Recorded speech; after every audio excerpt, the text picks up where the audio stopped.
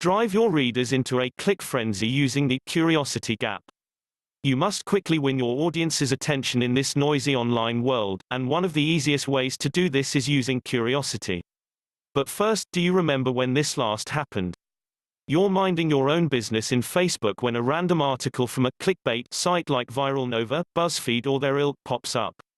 You absolutely know the article will be garbage, but the headline has aroused curiosity inside you, so you click it.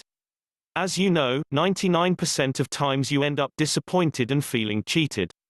However, you click the link anyway. They were successful in making you curious enough to take action.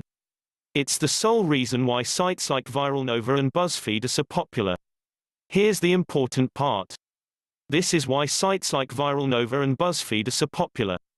They use the curiosity gap to entice you. It's why BuzzFeed is worth $1.5 billion according to Fortune magazine, and why Viral Nova, a one-man site, sold for $100 million.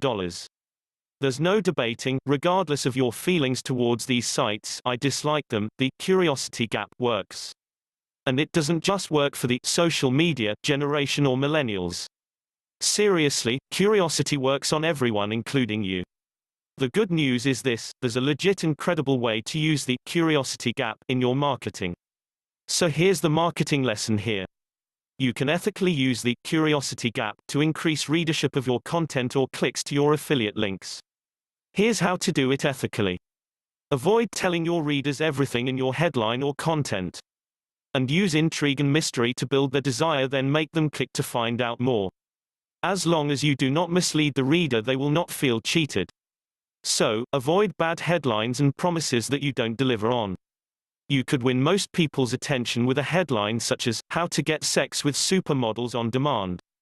However, if they click your headline and find a post that says, "Just kidding, but now I have your attention, let me talk about accounting," you've just pissed every single one of your readers off and lost all credibility and attention again.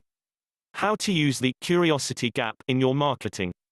You think there's been a niche around since the dinosaur ages. Then curiosity nudges you to find out more. And you discover that I'm talking about the paleo diet of only eating natural foods, which actually has been around forever when you think about it. Here's the difference between good and bad use of the curiosity gap. Used well, it builds curiosity and interest in your audience and then delivers on what you promise. Used badly, it builds curiosity and interest in your audience, then deceives and pisses them off.